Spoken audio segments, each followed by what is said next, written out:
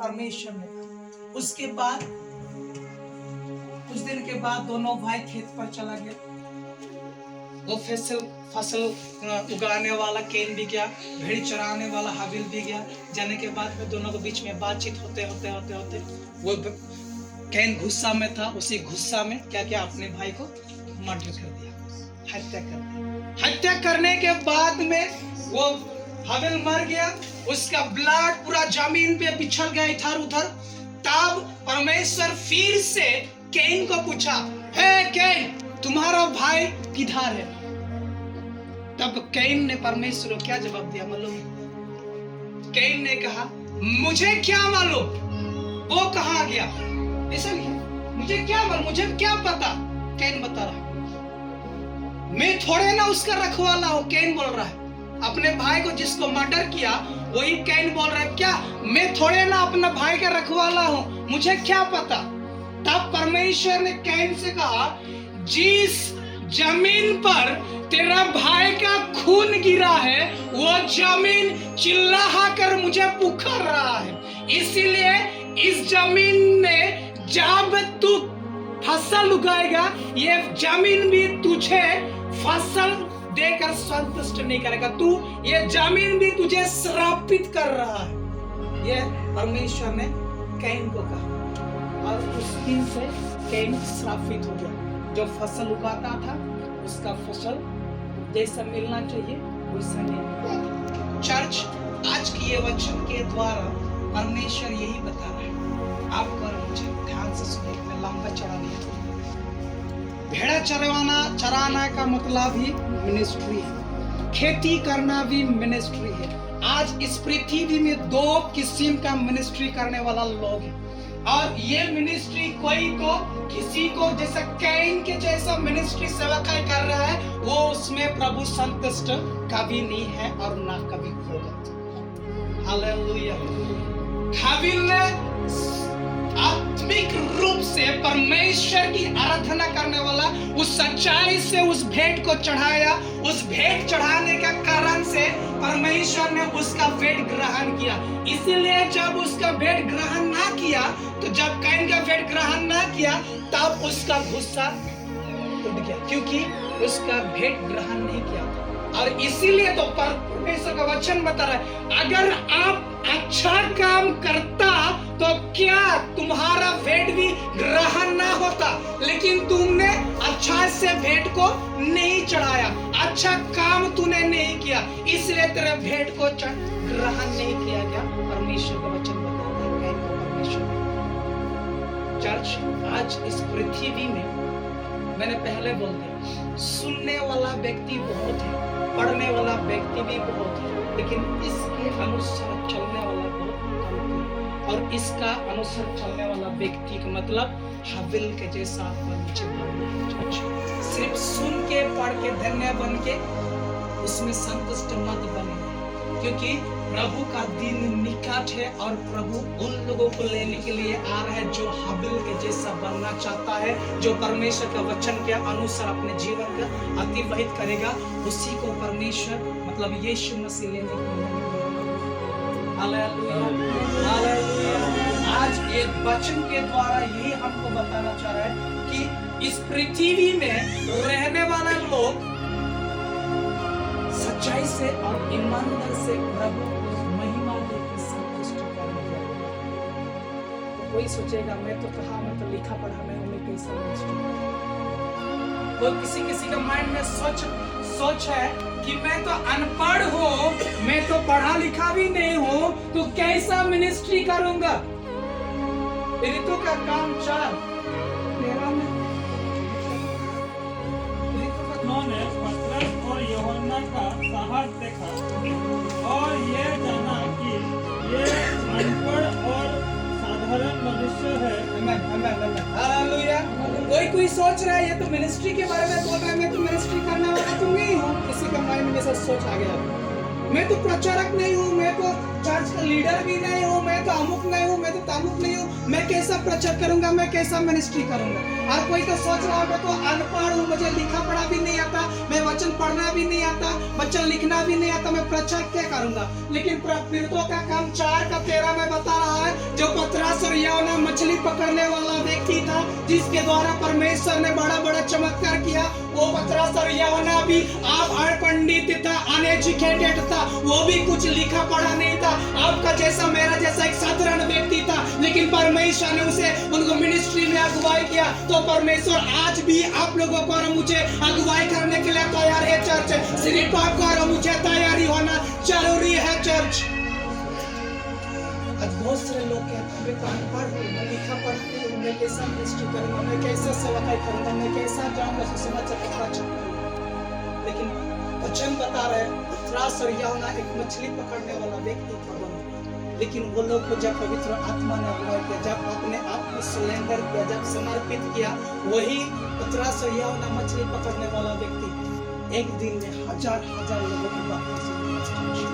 लिंगड़े जो जन्म से कभी चल ही नहीं सकता था, वो व्यक्ति भी चलने लगा यीशु मसीह के नाम में। उन लोगों के द्वारा अगर परमेश्वर बड़ा बड़ा काम कर सकता है, तो आज भी परमेश्वर वही परमेश्वर है। वो परमेश्वर भी आज आपको और मुझे भी अगुवाई करेगा।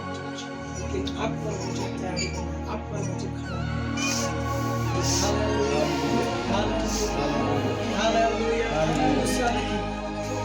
कोई सोच रहा हमें तो प्रचार करने के लिए कोई टैलेंट नहीं है, इसको क्या है जैसे Matthew 25:34 Matthew 25:34 मिनिस्ट्री ऐसा किसी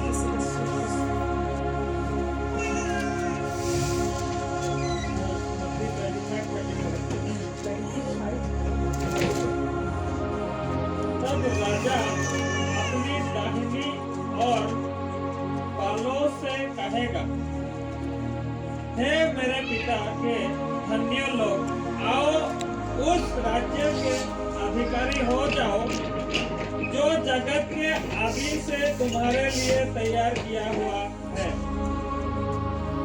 क्योंकि मैं भूखा था और तुमने मुझे खाने को दिया, मैं प्यासा था और तुमने मुझे पानी पिलाया, मैं परदेसी था, तुमने मुझे अपने घर ठहराया, मैं नंगा था, तुमने मुझे कपड़े पहनाए, मैं बीमार था, तुमने मेरी सुधि ली, मैं बंदीगृह में था, तुमने मुझसे मिलने आए। Hallelujah hallelujah. 25 के 34 में और एक पढ़े, हे मेरे पिता के कौन लोग? धन्य लोग। कौन लोग? धन्य लोग। मतलब जो व्यक्ति परमेश्वर की वचन के अनुसार चलते हैं वो भी धन्य है। पहले बात में हम सुन लिया, पहले धन्य तो हम पढ़ के धन्य बन चुके, सुन के धन्य बन चुके, लेकिन अभी जो है इसको पालन करके धन्य बनना है, क्योंकि हमको कहाँ जाना है? स्वर्ग जाना है। हालेलुया। और उसके लिए इस वचन को पालन करना हमें जरूरी है। और यहाँ भी बोल रहे हैं, हे मेरे पिता के धन्य लोग। धन्य लोग मतलब उसी लोगों को बोल रहा है जो इस वचन के अनुसार जीवन बिताया। कैसे बोले तो यीशु बोल रहा है कि मैं भूखा था, मुझे भूख लग रहा था, उस टाइम में आप लोगों ने आकर मुझे खाना खिलाकर तृप्त किया। मेरे दुख में था, उस दुख में भी आप लोगों ने मुझे सहायता किया, मदद किया, देखने के लिए आया।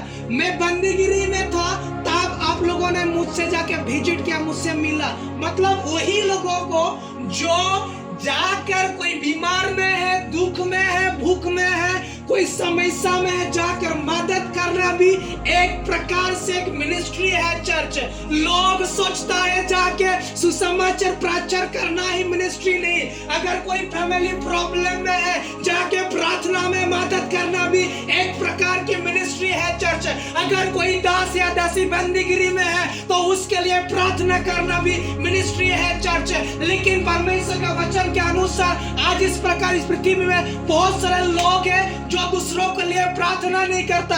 अगर कोई बंदीगिरी में है तो बोलेगा वो उसका फल भोग रहा है, मतलब कुछ गलती किया था इसलिए उसको जेल में डाला गया, लेकिन उसके लिए प्रार्थना नहीं करेगा। लेकिन जाके विजिट करना, उसके लिए प्रार्थना करना भी एक प्रकार का मिनिस्ट्री है चर्च। लोग सोचते हैं मैं पास्टर नहीं, पास्टर है प्रचार करता है, वो मिनिस्ट्री कर रहा है। चौकीदार, अभी एक व्यक्ति आके बोला ना, चौकीदार वो चर्च का साफ करता है, ये करता है, वो मिनिस्ट्री करता है, वही मिनिस्ट्री, दूसरा तो नहीं मिनिस्ट्री। सिर्फ चर्च जाना ही उसमें प्रभु संतुष्ट नहीं होता है चर्च। जब परमेश्वर के वचन के अनुसार जो चलेगा, पालन करेगा, उसमें ही परमेश्वर संतुष्ट होता है। अगर आप और मैं किसी को जाकर सुसमाचार सुना तो नहीं सक रहा हूं, लेकिन किसी को लेकर उसे परमेश्वर का वचन सुनाना है किसी न किसी को।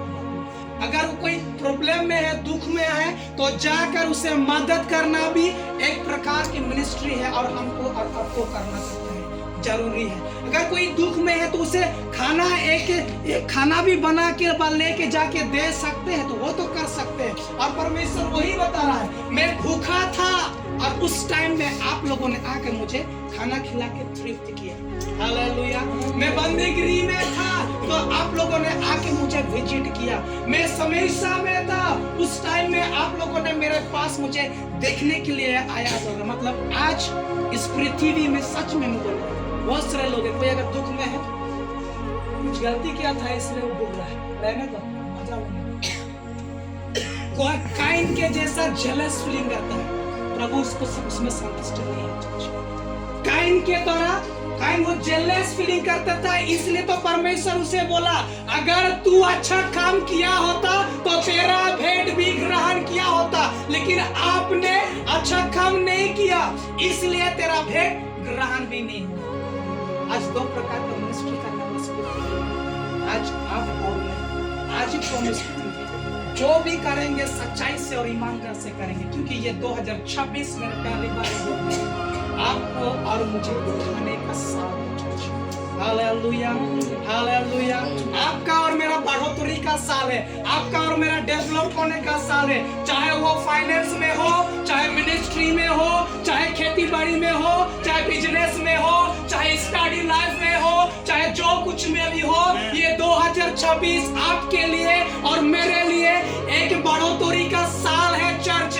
जो इस वचन को रिसीव करेगा, परमेश्वर उसे बहुत ऊंचाई और ऊंचाई पर लेके जाएगा चर्च। क्योंकि डिटोनोमी में लिखा है, जो कोई मेरे वचन को सुनेगा और पालन करेगा, वो उसी को मैं आशीषित करूंगा। लेकिन हम लोग सुन के धन्यवाद न कहें, बस खत्म हो जाते हैं, सोच पढ़ के धन्यवाद देते हैं, खत्म हो जाते हैं, बस हो गया, सुन लिया, पढ़ लिया, लेकिन दूसरा में जो लिखा था जो पालन करता है वो व्यक्ति भी धन्य है। मतलब ये दूसरा, पहला और दूसरा तो हम तो करते 20 साल, किसी का 30 साल, किसी का 40 साल, किसी का 50 साल हो चुका है। लेकिन जो तीसरा वाला है, ये लास्ट मोमेंट है, क्योंकि प्रभु का दिन निकल रहा है और मौका परमेश्वर बार-बार आपको चलेगा। अगर किसी को मदद करके भी हमने मिनिस्ट्री नहीं किया ना, किसी के दूसरे के लिए प्रार्थना करके भी मिनिस्ट्री नहीं किया ना, तो परमेश्वर आज आपको और मुझे आज की वचन के द्वारा यही बता रहा है कि हमें आज से वो काम करना, वो शुरुआत करना जरूरी है। Hallelujah, hallelujah. ये दुनिया के अनुसार, दुनिया के रीति रिवाज पर, दुनिया की बातों पर, दुनिया के स्वभाव पर चलना हमें इसे बंद करना है, क्योंकि प्रभु का दिन उनका वचन। लेकिन एक दिन ऐसा, अगर इसी प्रकार से हम जीवन का अतिवाहित करेंगे, तो एक दिन जब दरवाजा बंद हो जाएगा, जिस प्रकार से नूह का जलप्लवन के समय में जब वो दरवाजा बंद हो गया, बहुत से लोग आगे खटखटा करेंगे, ए नूह दरवाजा खोल दो, आज से हम गलती नहीं करेंगे और दोबारा हम एंजॉय नहीं करेंगे, दोबारा हम दारू नहीं पिएंगे, दोबारा हम ऐसा गलती नहीं करेंगे, प्लीज एक बार दरवाजा खोल दो।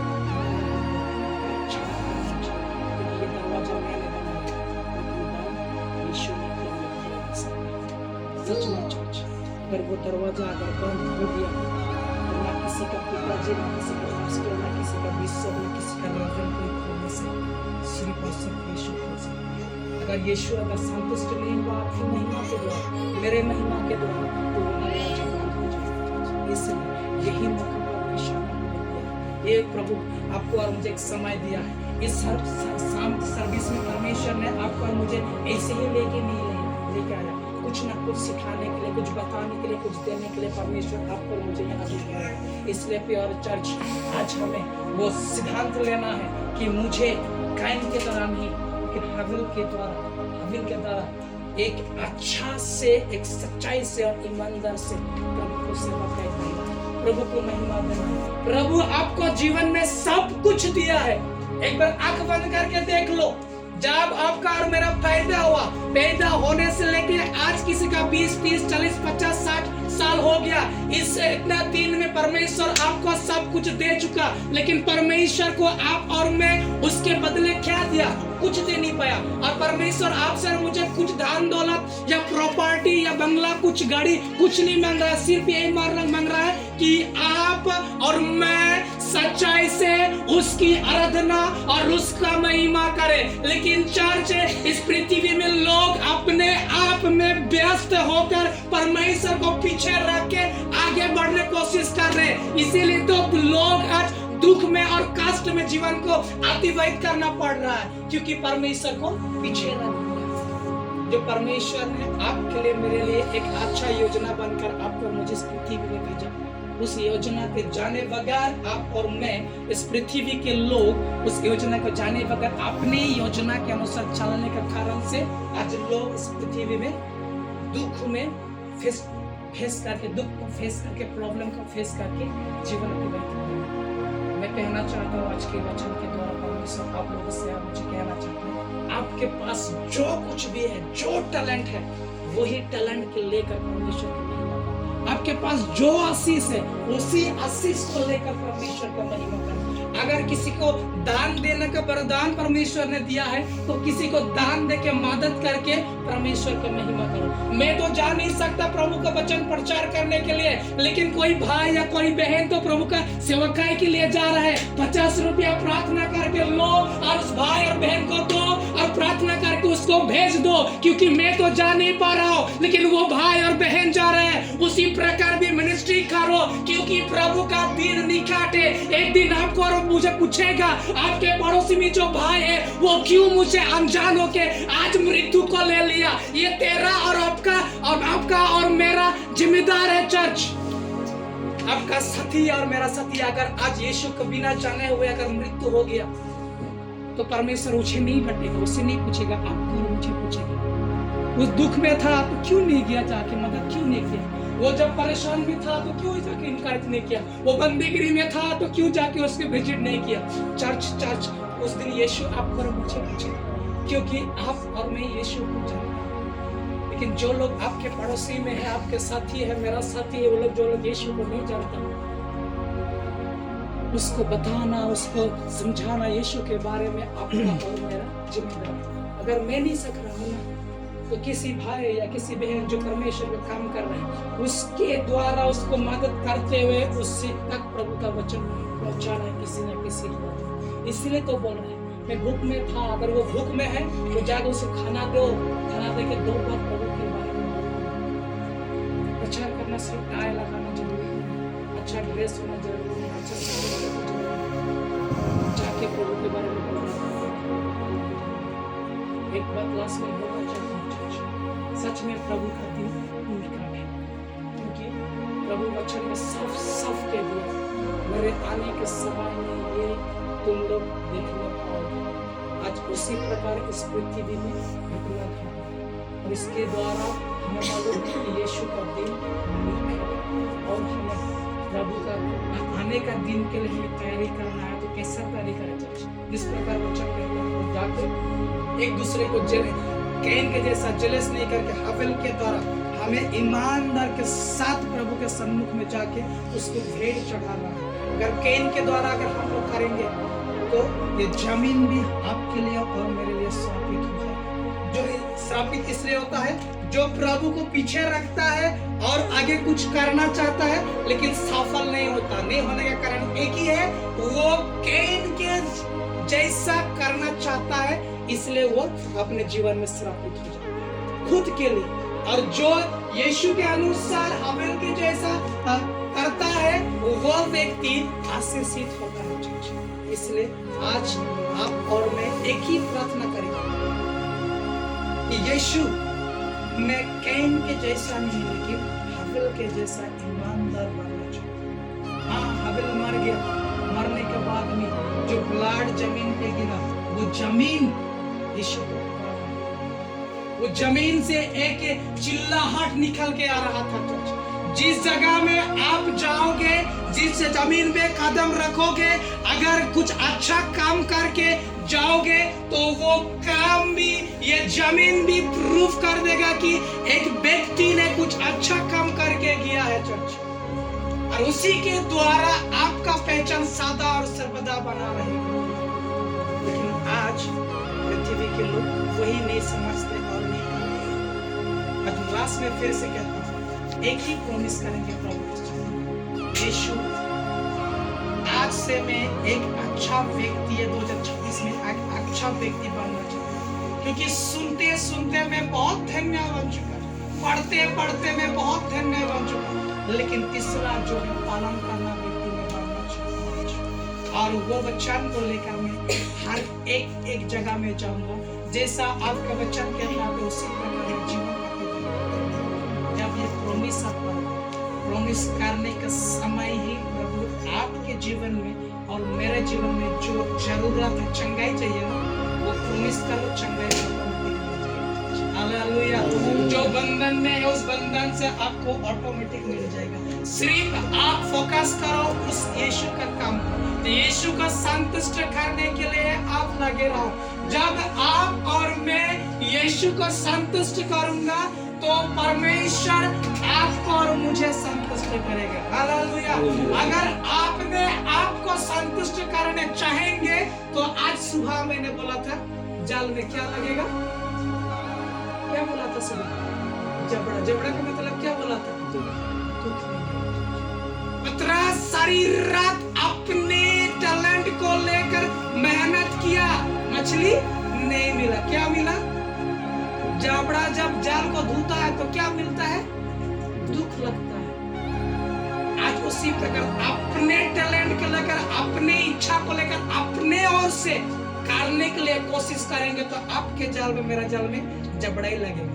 और वो जबड़ा दूसरा कुछ नहीं, दुख और तकलीफ और समस्या। अगर उससे छुटकारा होना चाहेंगे तो पतरस के जैसा यीशु जी ने कहा जाके जाल फेंक, अब उसने फेंका। जो परमेश्वर का रहा भूखता रहे, कोई दुख में है तो विजिट कर, कोई भूख में है तो तुझे खाना खिला के तृप्त कर, आप भी करने के लिए शुरू करो। परमेश्वर आपके जीवन में, मेरे जीवन में काम करेगा। ये वचन के द्वारा प्रभु हर एक को आशीष करे। इस समय में हमारा सेंट्रल पास्टर में इसको